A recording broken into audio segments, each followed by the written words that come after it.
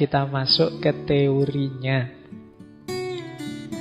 Emotional quotient, kecerdasan emosi. Apa sih kecerdasan emosi itu? Jadi orang yang cerdas secara emosi adalah orang yang mampu dan kuasa untuk mengenali dan memahami emosinya. Ini yang pertama. Jadi paham emosinya. Jangan dikira ini mudah loh. Banyak orang yang tidak mengenali emosinya. Banyak orang yang marah tapi tidak tahu kalau dia marah atau tidak sadar kalau dia marah. Mas, mbok jangan marah gitu. Siapa yang marah?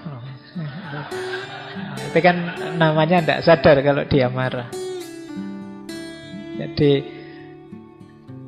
orang yang cerdas emosi itu bisa menjelaskan dirinya. Dia paham dirinya. Ini saya sedang marah ini. Saya sedang gembira ini. Saya sedang sedih ini. Kan banyak orang yang menyangkal emosinya sendiri.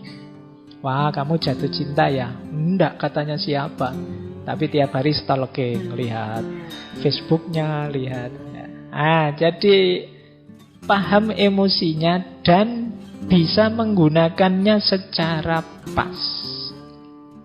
Baik untuk membereskan dirinya maupun saat berhubungan dengan orang lain. Ini namanya cerdas secara emosi.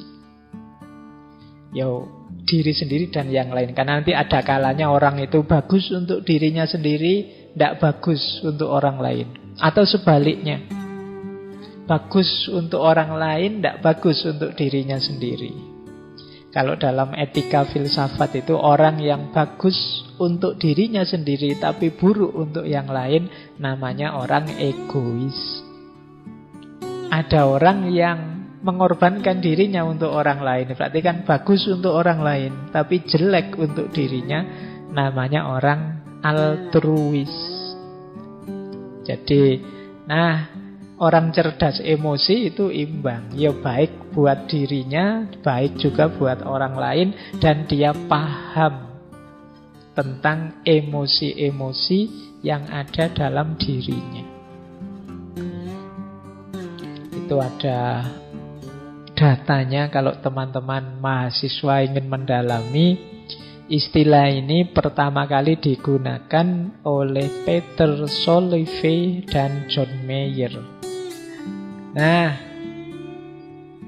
Tempatnya di mana kecerdasan emosi kalau pakai teori neuroscience posisi otak? Otak kita itu kan ada 3 bagian. Ada bagian luar, ada bagian dalam, ada bagian bawah. Bagian paling luar itu namanya neokortek. Di situ tempatnya mikir, merenung, refleksi. Jadi IQ, reason, itu ada di neokortek. Nanti bagian dalam ada limbic system. Di situ emosi-emosi. Ada yang paling bawah namanya reptilian complex atau akal reptil. Kalau ini insting. Insting untuk bertahan hidup, insting untuk mencari selamat, insting untuk berketurunan, dan lain sebagainya. Itu yang paling bawah, mungkin daerah dekat leher sini.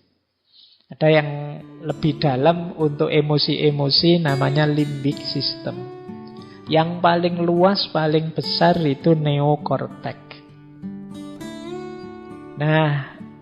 Kecerdasan emosi itu ya ketika aspek reason ketemu dengan aspek emosi. Jadi kecerdasan emosional itu mudahnya bagaimana kita mengelola emosi kita secara rasional. Jadi dia adalah persilangan antara reason dan emotion. Jadi berarti reasonnya juga dipakai dalam rangka mengendalikan emosi. Makanya ada yang bilang kecerdasan emosi itu dari subconscious unconscious menuju conscious, dari bawah sadar menuju sadar. Jadi emosi bawah sadar itu kan emosi yang otomatis keluar dari diri kita. Ini kalau tidak dikendalikan oleh reason, oleh unsur neokortek tadi, ya kadang-kadang meleset tadi. Seperti Genghis Khan tadi, dia karena tidak mikir dulu ini kenapa sih elang ini yang biasanya patuh, biasanya jadi pembantu kok malah ngerusak, ada unsur apa. Nah, yang dia mendahulukan subconsciousnya, dorongan dalam diri, dorongan kemarahannya, ya akhirnya menemukan kemalangan karena dia tidak berpikir panjang.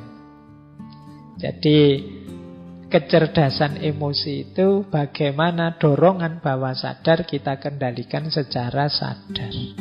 Emosi-emosi yang muncul dalam diri kita kelola secara pas, secara sadar. Inilah kecerdasan emosi. Ini untuk yang ini silahkan nanti yang ingin belajar neuroscience tentang konstruksi akal kita. Bedanya apa sih IQ sama EQ? Kalau teman-teman tes-tes di mana-mana kan biasanya ada TPA, itu kan kebanyakan menguji IQ kita. Kalau IQ ya titik beratnya pada logika, analisis, dan relatif permanen. Jadi tingkat kecerdasan kalau aspek IQ ini relatif, makanya ketika diukur bisa, oh IQ-nya sekian, IQ-nya sekian. Itu bisa karena relatif permanen. Nah, beda dengan emotional quotient. Beda dengan kecerdasan emosi. Kalau kecerdasan emosi ini tidak paket, tidak harga mati. Dia bisa dipelajari, bisa dikembangkan. Pak, saya emosinya sudah terlanjur pemarah ya Pak. Ya sudah, berarti saya sudah kayak gini. Nggak ada paket jadi. Kalau emosi dia bisa dibiasakan. Saya orangnya memang cengenges-cengenges gini oh Pak. Ya sudah paket dari sana misalnya. Nggak ada paket kalau emosi. Kalian bisa jadi orang pemarah, bisa jadi orang penyabar kalau mau. Ya kalau nggak mau ya terkecuali. Tapi kalau mau pasti bisa. Pak, saya itu tidak telaten yang gitu-gitu. Kalau mau pasti bisa. Telaten itu bisa dilatih. Jadi kalau urusan emosi bisa kita kendalikan. Dan jangan khawatir kalau katanya Goleman malah bisa lebih 80% kesuksesan hidup itu ditentukan oleh emotional quotient, kecerdasan emosi.